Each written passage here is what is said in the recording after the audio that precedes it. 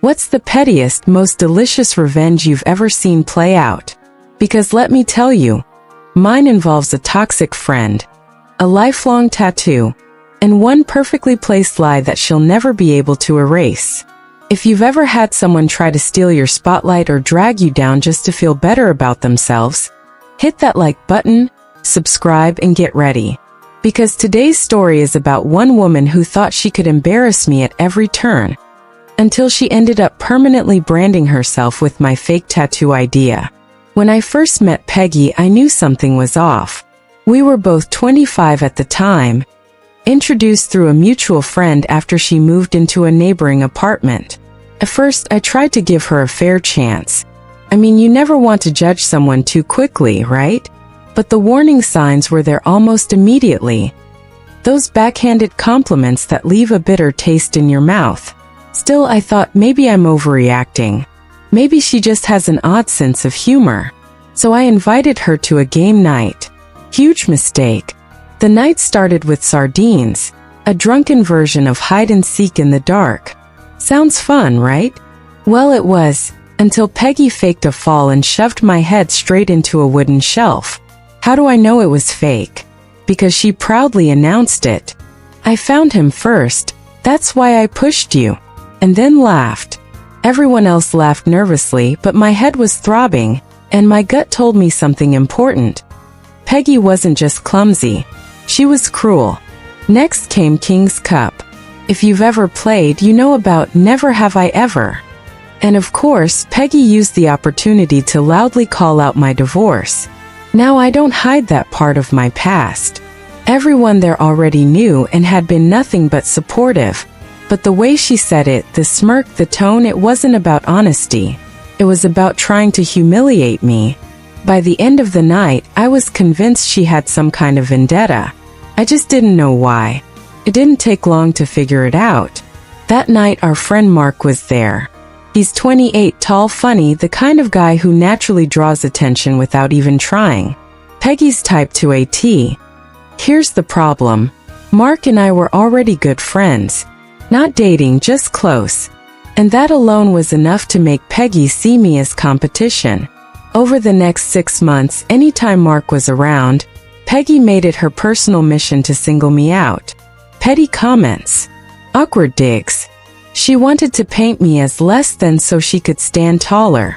And let me tell you, it got exhausting. Imagine showing up to hang out with your friends, only to brace yourself for the next round of cheap shots from the peanut gallery. Now here's where things get interesting. I had been planning a dragon tattoo for over a year. It wasn't random or trendy for me. It was deeply personal. My mom loved dragons, and I wanted to incorporate her favorite flowers into the design. I worked closely with my tattoo artist to make it something meaningful. One day, Peggy overheard me talking about the tattoo with a friend. Suddenly, her ears perked up. She started asking questions. What kind of dragon? Where? What style?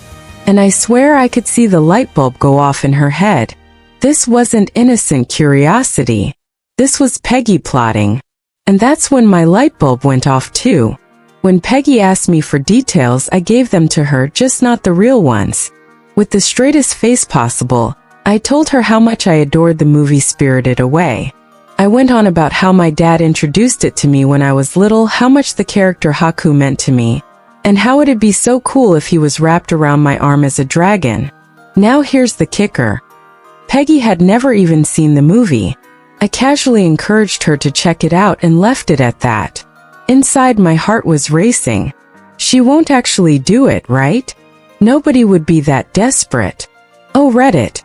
She did it. 2 weeks later, Peggy showed up grinning ear to ear. And there it was. A massive, sprawling tattoo of Haku the dragon, wrapped around her arm, exactly as I had described. Not a small piece.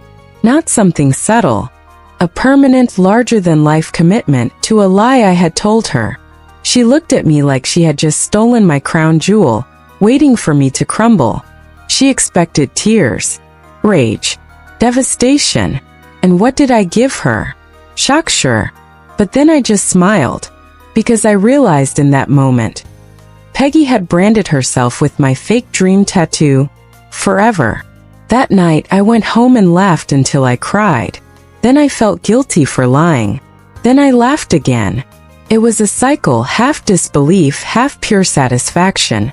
2 years passed and I never mentioned it again.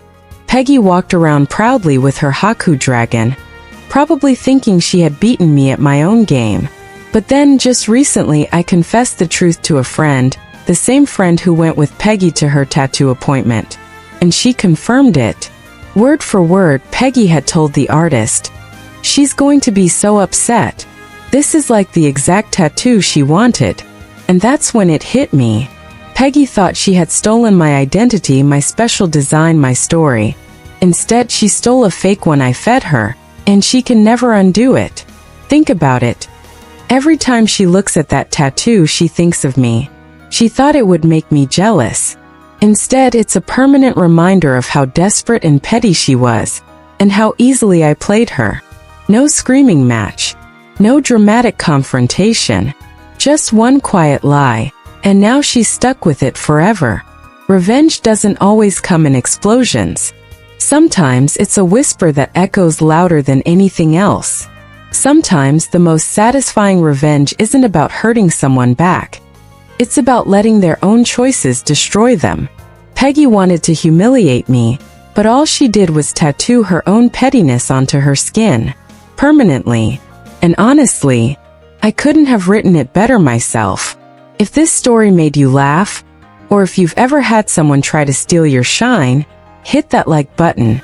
Tell me in the comments. What's the pettiest but most satisfying revenge you've ever seen? And of course, subscribe for more stories that prove karma really does have a sense of humor.